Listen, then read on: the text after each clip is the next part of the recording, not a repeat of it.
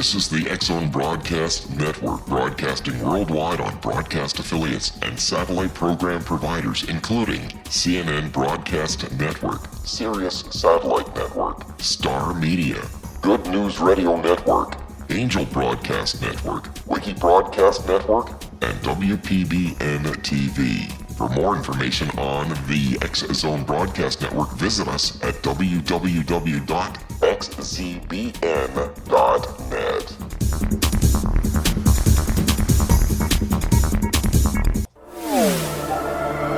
The X-Zone Radio Show with Rob McConnell is largely an opinion talk show.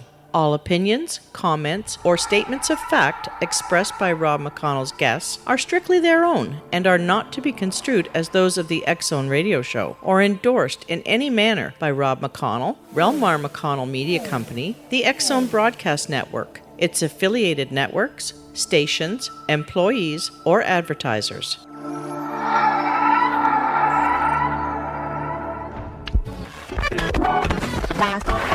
All Hit Radio.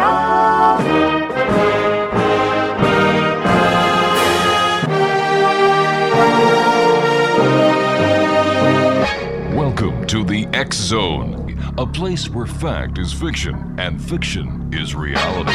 Now, here's your host, Rob McConnell.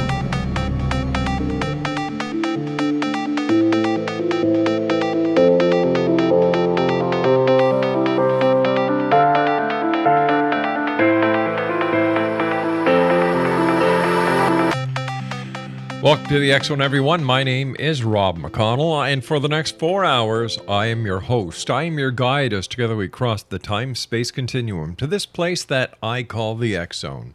It's a place where people dare to believe and dare to be heard. It's a place where fact is fiction and fiction is reality, and the X-Zone comes to you Monday through Friday, right here on the Mutual Broadcast Network, X-Zone Broadcast Network, Talkstar Radio Network, and in Europe on Radio X. If you'd like to send me an email, xzone@xzoneradiotv.com, on all social media sites, X-Zone Radio TV. And you can always find out what's happening in the X-Zone, the radio show side that is, at www.xzoneradio.com. Don't forget, we have made the 2015 Season 1 12 episodes of the X-Zone TV show available to one and all with our compliments at www.xzonetv.com. My guest this hour is Noah Leigh. He's the founder of Paranormal Investigators of Milwaukee. He's a professional research scientist who holds a master's degree in cell biology and epidemiology. Paranormal phenomena has always intrigued Noah, and he has made it his mission to use his scientific background to do quality research in the paranormal field. Joining me now from Milwaukee is Noah Leigh. And Noah, welcome to the X-Zone. Thank you so much for having me. So tell me, what was it that happened in your life that pointed you in the direction of being a paranormal investigator using your scientific training? Well, my interest really stems from I'm sorry? I didn't say anything. I apologize. I'm getting a little feedback.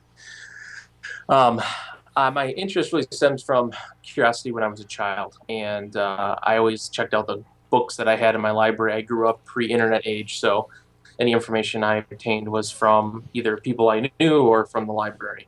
And so that was something growing up I really had interest in. And I moved down to Milwaukee for graduate school after I finished my BA. And there was some extra time I had in my schedule, in my graduate school schedule, and that's just when Ghost Hunters was coming around. And so that kind of woke me up to the possibility that people actually go out here and do paranormal investigation. Before, I just thought it was kind of like something interesting. So how haunted is Milwaukee? Well, there's certainly many, many stories, as a city of this age would have. I don't know on a scale of 1 to 10 how haunted you would say it, but there's definitely a wide range of stories that stem from many different areas, some tragedies that happen in the city, along with some supposed famous people who have been here and had tragedies happen to them. So tell me about the group that you founded, Paranormal Investigators of Milwaukee. Yes, so I started doing in 2005. I started getting into paranormal investigation, and my goal was to really try to apply what I learned in school to the field. Initially, I was learning. I didn't know a lot of the terms and the equipment that was used, and so I spent a lot of time learning. And I actually joined a group early on to try to kind of get my feet wet, if you will, to see if this is something I wanted to do, if it was interesting, and if I thought it would be something worthwhile for me. And so then after about a year of that, I ended up leaving that group and I formed him in 2007. And I just felt that the other group I was in wasn't applying more of the scientific rigor that I was hoping we would be able to do. And so I thought by forming my own group, I could do that. And how many members are in PIM right now? We have 8 members in the group. We like to keep it small. It's very difficult to try to get everyone together a lot of times as it is. The larger the group, it just becomes a little bit too chaotic. You and I have to take our first break. Please stand by. Exonation, my very special guest of this hour is Noah Leigh. And if you'd like to find out more about the Paranormal Investigators of Milwaukee, or as they're lovingly known as PIM, their website is www.paranormalmilwaukee.com. That's www.paranormalmilwaukee.com. Wow, had a hard time with that one. Let's try this one more time. Paranormalmilwaukee.com. This is the X Zone. This is the X Zone Broadcast Network, broadcasting worldwide on broadcast affiliates and satellite program providers, including CNN Broadcast Network, Sirius Satellite Network, Star Media, Good News Radio Network, Angel Broadcast Network, Wiki Broadcast Network, and WPBN TV. For more information on the X Zone Broadcast Network, visit us at www.xzbn.net.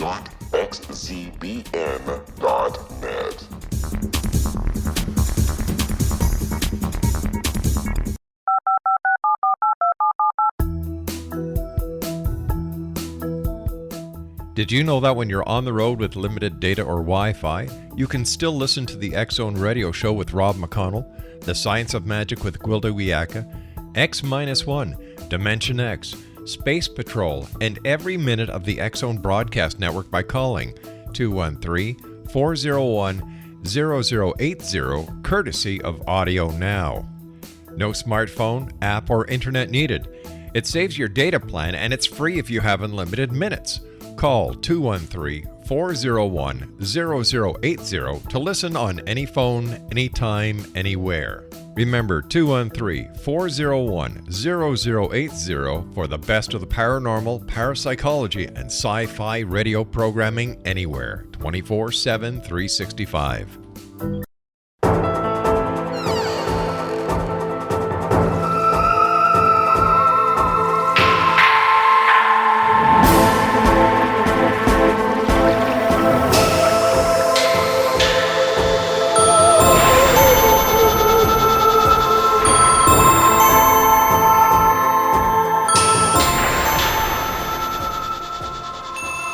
Welcome back, everyone. Are you a believer or are you a skeptic?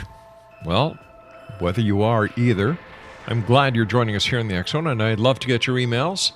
Xzone at xzoneradiotv.com. My guest this hour is Noah Leigh, and he's the founder of Paranormal Investigators in Milwaukee. Their website, paranormalmilwaukee.com. All right, tell me about the most fascinating case that you and your paranormal investigators have investigated since the inception of your group. Well, there's a lot of cases, I guess, to choose from, but there's one that was really interesting in that it really replicated a lot of the hallmarks of what people call poltergeist cases. In this instance, we were dealing with a family who lived in an apartment in a city near Milwaukee, and they were reporting things basically being materializing out of walls and throwing, or materializing out of the ceiling and smashing, things like eggs and coins. Mm-hmm. And these are something that was ongoing over a long span of time, several months, to the point we were placing video cameras in the home in an attempt to try and capture this on video. Unfortunately, whenever something happened, if we did happen to capture it on video, we never could see the whole event from beginning to end, meaning we couldn't see the origin of the item. We only saw the end point. So we couldn't tell for sure that someone wasn't actually just throwing something, if you will. So what did you do? How did you investigate it? What conclusions did you come up with? What equipment did you use? So we used a wide range of equipment, mainly because of the physical nature of it. We wanted to get it on video, obviously, hoping to see something appearing out of a wall as they were described to us, or falling from the ceiling, and having the full thing captured on video. So we had infrared video cameras that we used for that, but they were most of the things were occurring during the day, not in the middle of the night, anyways.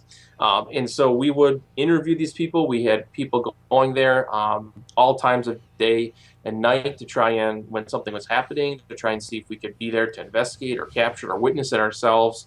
And unfortunately, we were not successful in doing that. And even though this was a long-term case over several months, eventually the activity just kind of petered out and ceased. So we don't really know what that was. I mean, we couldn't rule out 100% that it wasn't the clients themselves doing it, because we never caught any independent evidence of that, nor was anyone there witnessed it at the time and could say, yes, I know that it wasn't anyone else that was there. So we're not really sure, but it was a very interesting case for a number of months when we were investigating it. All right. Were there any adolescents who were part of the home where the poltergeist was occurring? There were, I believe, 2 younger children that lived in the home. I think they split time between homes, so they weren't there all the time. But yeah, there were 2 younger kids. However, the activity would happen even when the younger kids weren't there. Okay, so can you give me in detail what kind of poltergeist activity there was? Were there any smells, change of temperatures? Was there levitation of any of the furniture? Was there any unseen presences? Was there the tossing of objects? Yeah, so there wasn't really any of those other things. It was really mainly the tossing of objects, and more specifically, objects that did, according to the clients, did not exist in the house. So, for instance, eggs was a common thing. They would find eggs smashed against walls, against ceilings, against furniture, and they claimed that they didn't not have any eggs in the house at all when this would happen. But they would have these eggs that they would either come home and find in the home, or they would be in a different room and they would hear something smack against the wall, and they would go out there and there would be an egg there that had been smashed against the wall. So that was that sort of stuff. Other things like quarters was something that supposedly it would like bounce off a wall. A lighter, I think another one like a big lighter, was just being tossed around by itself. That was that sort of stuff that was what we were investigating. There wasn't too much else that I recall. So none of the poltergeist activity occurred while you and your crew were there? That's correct. We weren't able to ever have something happen. We did one full investigation, another partial investigation, and we left a camera there for a course of a week and a half to let it kind of record, and we would like record over the other stuff just in case something happened. And there was a couple times where something did happen, like you could see something fly out and bounce off a wall, but you couldn't again see where it came. Like where it came from was out of camera view. It was around a hallway, so it was coming down a hallway, and so you couldn't see the origin of where that came from, and that was where our problem arose. Did you do a background investigation on the residents of the house? We attempted to. This was an apartment building. It wasn't that old. We could not find any information on the building where if there was any mysterious deaths or sudden deaths. No. I mean on the residents themselves, not the apartment building. Oh, well, we knew some information about them. We do a interview process to go over what their jobs are, what their family relationships are, if there's any sort of mental health issues we need to concern ourselves with, along with any substance abuse problems. And there was some use of alcohol in the home, and there was was some disability in the home, but not mental disability. Again, we can't confirm this 100%. We don't have access to doctor records or anything like that, obviously. But based on their report, self-reporting, there was nothing like that going. So let me see if I understand this. The poltergeist activity happened when you and your crew were not there. Anything that did happen that was captured on film would happen, the origin of where the object came from was out of camera range, right? Correct. Yes, that's correct. Okay. Did you ever come up with a theory that it may have been the people themselves causing the illusion of a poltergeist just to get a little bit of attention? We did. And in fact, we always believe our clients when we say something, to the best of our ability, and we investigate it. But, that's the number one thing you think of. Well, physical manipulation of objects is actually quite rare. I mean, I've been doing this for over 10 years now, and we've had 3 cases where they've said that something is being thrown or picked up or moved. It just doesn't happen very often. So first thing you think of, someone just screwing around, especially when you have small children.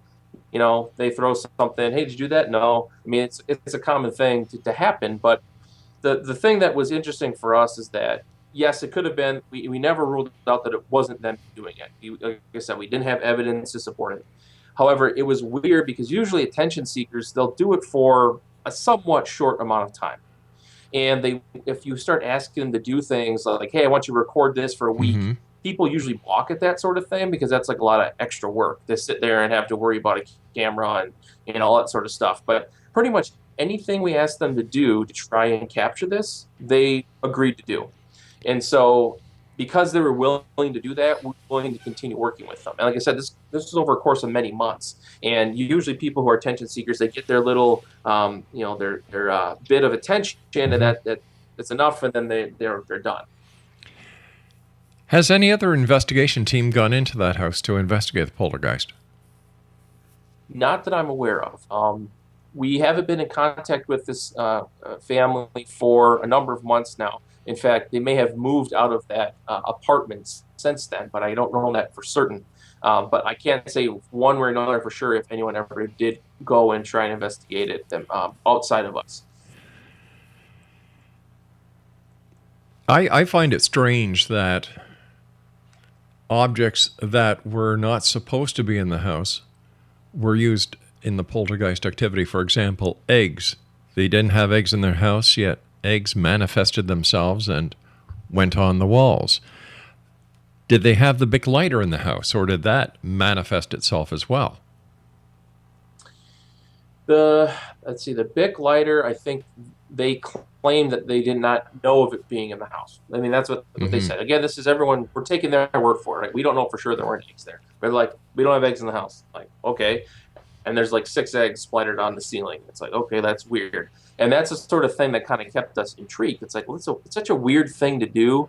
And for someone to be able to consistently lie about it over this long period of time, it's just not a common thing to happen. So it was very intriguing for us, and we were very hopeful that something might happen on camera when we're there or when we're not there, so we could kind of independently look at this sort of thing. Another thing that would happen is batteries. Batteries would get thrown, or they would like bounce off of weird angles, and they're like, I don't know how this would happen. To the point sometimes they would stick in a wall or something like that. So it was a very strange, interesting case, and it allowed us to kind of work through as much as we could, kind of all the different processes that we've gone through scientifically to try to figure out what this could be. Did any of the neighbors have any poltergeist activity? No, and in fact, there was an apartment right across from theirs that the kids would commonly go to. It was like a friend or someone. It was a neighboring apartment. Right. They never had anything happen in that neighboring apartment, even when the kids were in there. In fact, sometimes they would all hang out in there, that other apartment. Stuff would not happen there. But in their apartment, that's where it all centered. During the video sessions, was there ever a time when all the occupants of the house were in the video frame and something of a paranormal nature happened? No. There was not any time when that. You and I have to take our break. We'll be back after the news. X-Zone Nation. Our guest this hour is Noah Leigh, and Noah is the founder of... This is the X-Zone Broadcast Network, broadcasting worldwide on broadcast affiliates and satellite program providers, including CNN Broadcast Network, Sirius Satellite Network, Star Media, Good News Radio Network, Angel Broadcast Network, Wiki Broadcast Network, and WPBN TV. For more information on the X-Zone Broadcast Network, visit us at www.xzbn.net.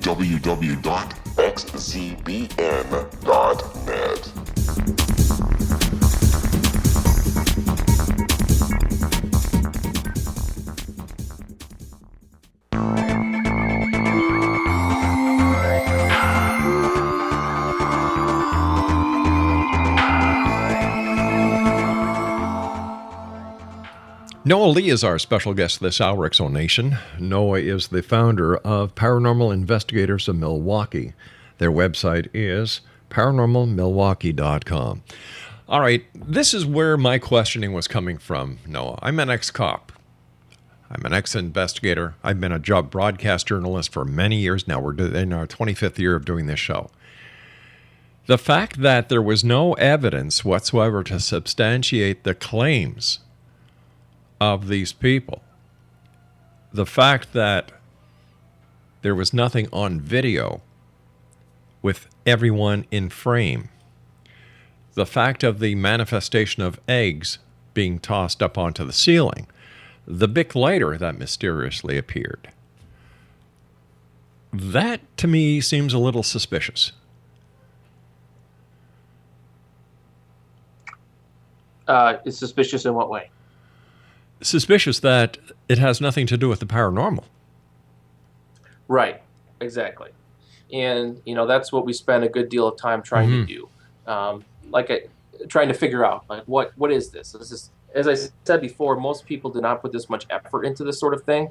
And, every time we talk to them, they seem very genuine and very concerned about it, scared, concerned about what was going on. We could not find any hint of them having fun with it, thinking it was funny, anything like that. It was all very serious to them, all very real, seemingly to them. Now, it doesn't mean they weren't making it up.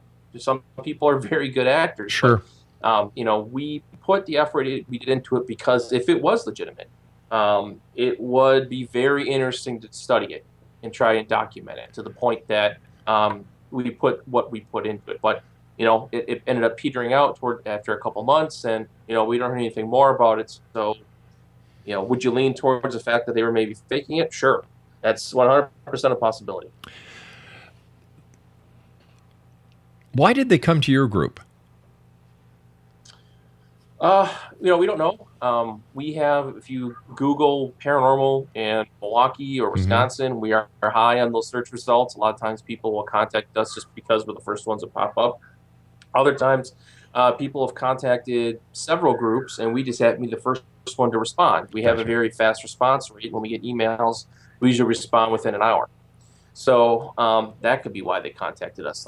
Very rarely do clients shop around, if you will, for different teams and look at their websites to try to find a team they think will fit in with what they are hoping or wishing that they would do to come and do an investigation. And you haven't heard anything from these people since? We have not, and I actually believe we tried to contact them not too long ago to see how things were going, and we didn't get a response back. In your opinion, what changed during the time that you and your team were there doing the investigation that might have caused the poltergeist to cease its activity? I really don't know. Maybe because we weren't giving as much attention to it after a certain amount of time, because I think they were reporting fewer claims, and so we were contacting them less because we weren't getting the claims to come in and do stuff. And so it might just be that it ran out of just whatever it was. Most likely that it was not something paranormal, but it wasn't getting enough attention anymore, and so it just stopped, and they stopped contacting us. Now, I've seen paranormal cases, I should say, where police are involved, and there are police reports that document the events that were happening in the house while police officers were present and as witnesses. So when I hear of a paranormal poltergeist case where nothing is captured, no evidence is secured by an investigation team, I'm very skeptical. Right, and we actually had a retired police officer who's on my team. Mm-hmm. He was the lead on that case, and he was doing the majority of the contacts and the majority of the investigations at the location. So he was using all his skills as an investigator, a police investigator, as well as a paranormal investigator to try to figure this stuff out.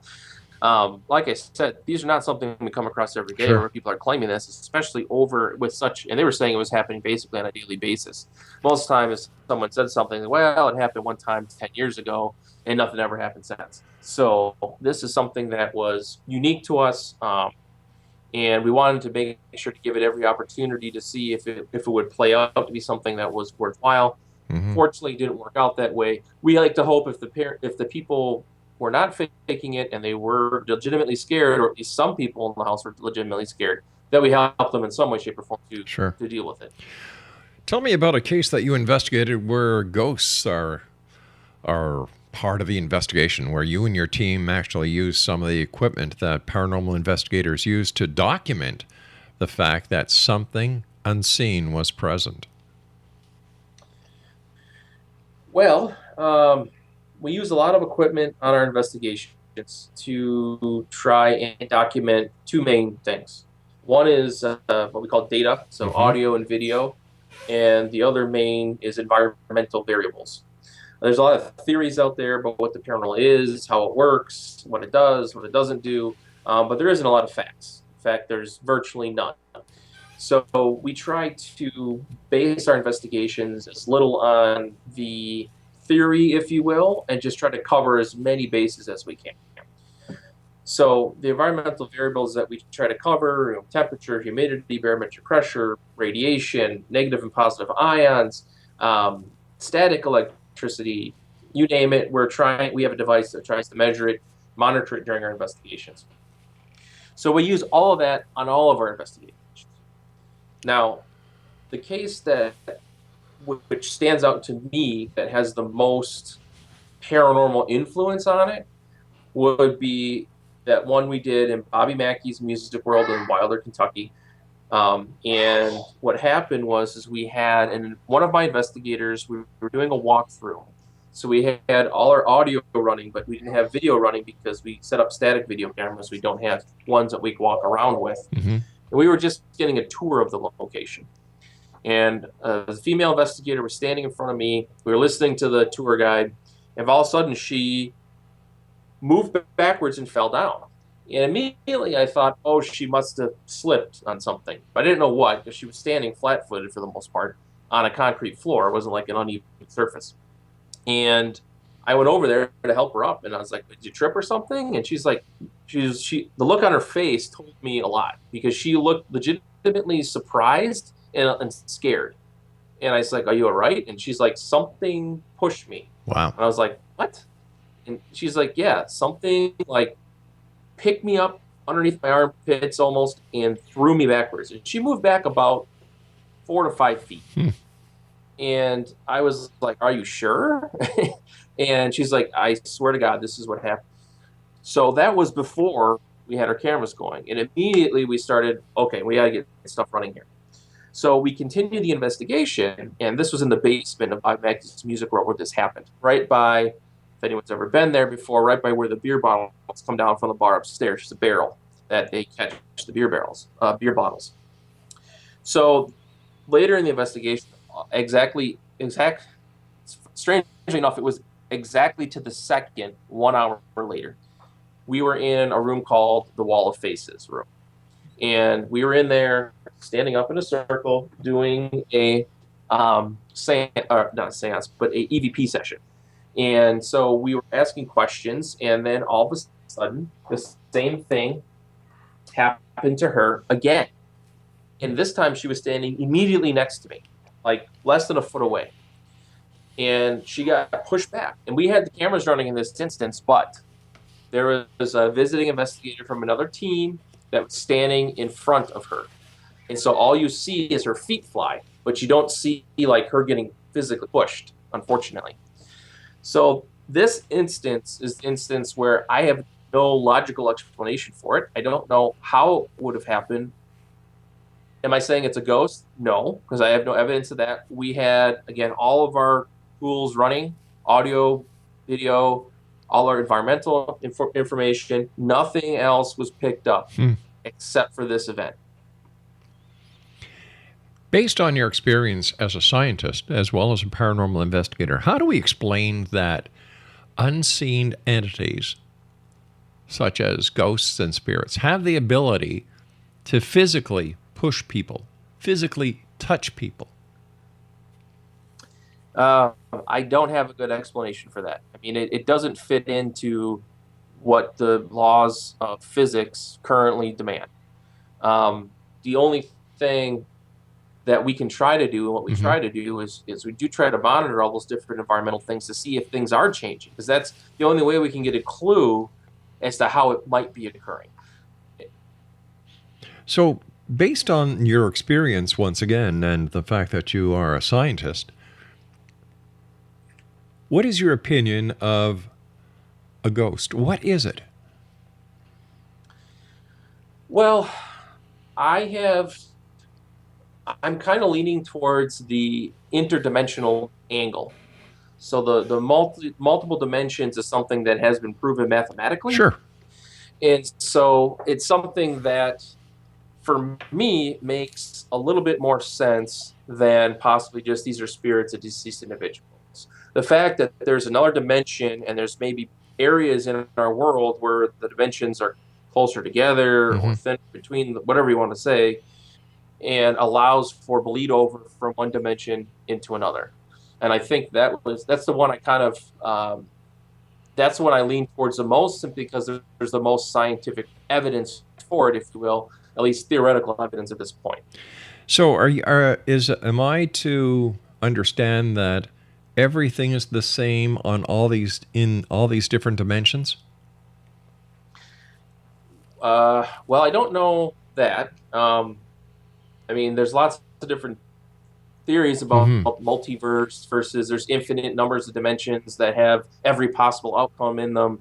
I don't think everything is the exact same, no. I think there's different things, maybe different rules in different dimensions that would allow certain situations where, there's something that's invisible or something that can move through matter or, something that can interact with us but not be seen or identified by any of our equipment.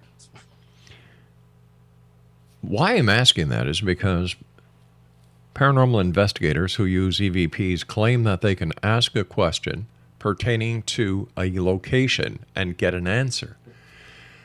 So if this is the case and everything is not the same in all these multi-dimensional realms that are believed to be out there, how come they can give specific answers and specifics on a location?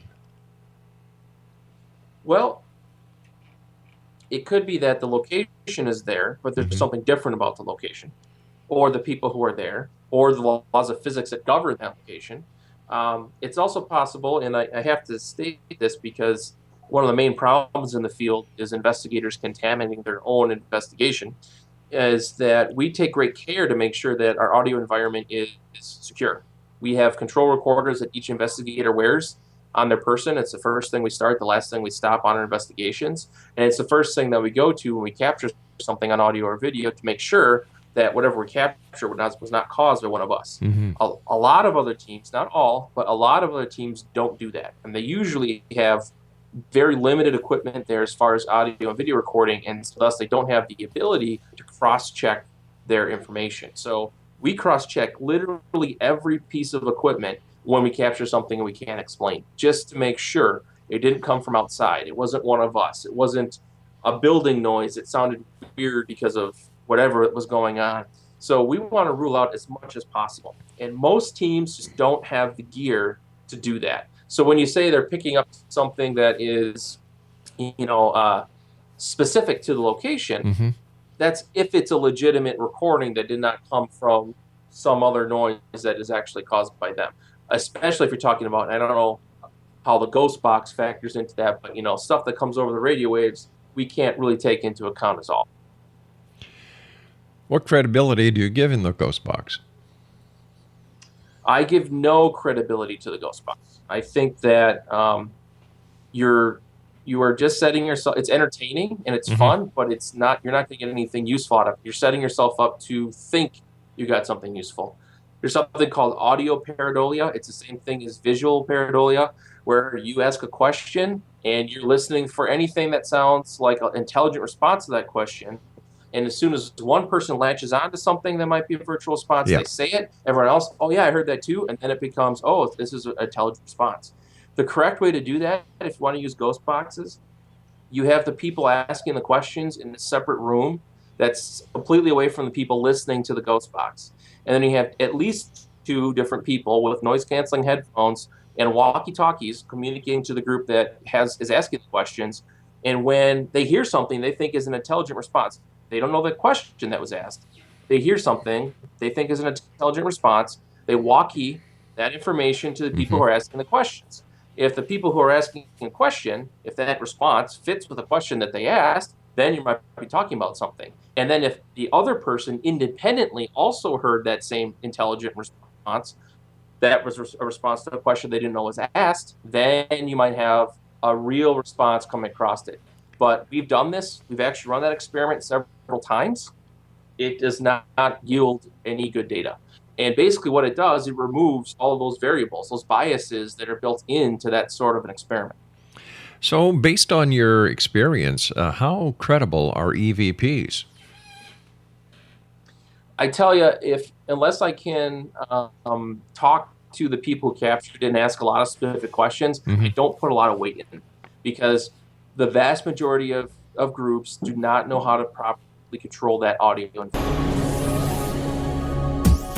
This is the X-Zone Broadcast Network, broadcasting worldwide on broadcast affiliates and satellite program providers, including CNN Broadcast Network, Sirius Satellite Network, Star Media, Good News Radio Network, Angel Broadcast Network, Wiki Broadcast Network, and WPBN TV. For more information on the X-Zone Broadcast Network, visit us at www.xzbn.net.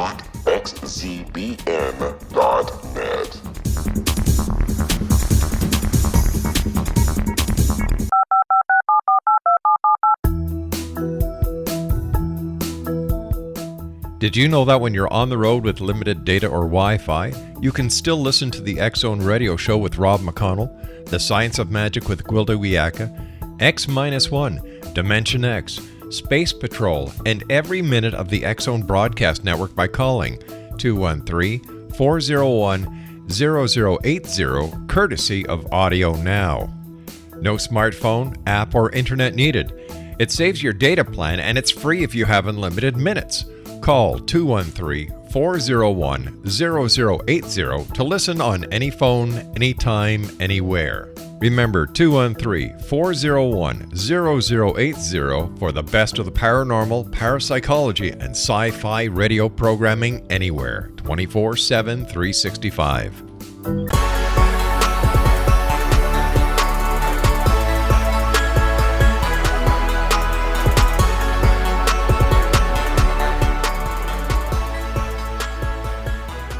Noah Leigh is our guest. He's the founder of Paranormal Investigators of Milwaukee, www.paranormalmilwaukee.com. Your organization has been in existence for 8-9 years now. What evidence or what have you captured that you as a scientist would classify as evidence of the existence of communication with the dead or life after death? Well, I don't think we've captured anything that I would consider evidence of that. I think that anything that we've captured, I would classify as anomalous data, but there's nothing that you could say, oh yeah, this proves life after death, or that I'm communicating with the dead. Why do you think there's such a fascination about the paranormal these days? Well, I think that people always want to believe in something bigger than themselves. Mm-hmm. And there's been a reduction in mainstream religion in the country over the last couple decades. But people still want to have that belief in a higher power, if you will. And so with the paranormal TV shows that blew up in the mid 2000s, and there were, at a time, a couple of dozen on different shows, cable TV shows, kind of gave people that outlet. It allowed people to talk about it more freely. Mm-hmm. Then you have the internet where you can find lots of other people who are interested in this. And so I think it's just a combination of kind of those two things: the ability to find information easier, find people of like-minded thought processes easier, and maybe moving way more from the mainstream religion and more towards something spiritual type things, which you have a lot of the same tenets of mainstream religion, but you're not calling yourself a Catholic or Jewish Sure. or whatever you want to say. Would you say that the current state of the people who have shown interest in the paranormal would almost make the search for the quest of the paranormal, the searching for answers, as more of a cult? Some would say that, I guess. I think there's definitely extremes in every case. I'm sure there's extremes in the case of people who believe in the paranormal or what their own belief system is about the paranormal. I think, at least in my experience, when you get, for me anyways, when you hear the word cult, you hear kind of a loss of rational processing. It's kind of a blind belief in whatever. Exactly. And I haven't come across that too much myself, but I could definitely see that there are people who are so into the paranormal, whatever it is to them, that they kind of live their life by it. Well, the time has come when you and I must say so long. Noah, I want to thank you so much for joining us this hour. It's been great talking to you. Tell our listeners how they can find out more about you and your organization. Sure. The easiest way is to go to our website. It's www.paranormalmilwaukee.com. We have a lot of information on the website. We also have a list of all of our cases, and we do case reports for all of our cases, and you can contact us there as well. Noah, take care of yourself, and thank you so much for joining us. Thank you so much for having me. It was a great time. Bye-bye now. Exonation, Noah Leigh has been our guest this hour. He is the founder of Paranormal Investigators in Milwaukee. I like the way the young man thinks. Makes sense. This is what is needed more of in the paranormal research group. People who think, who are not afraid to say, well, I really don't believe that. Or, you know what? I just don't know.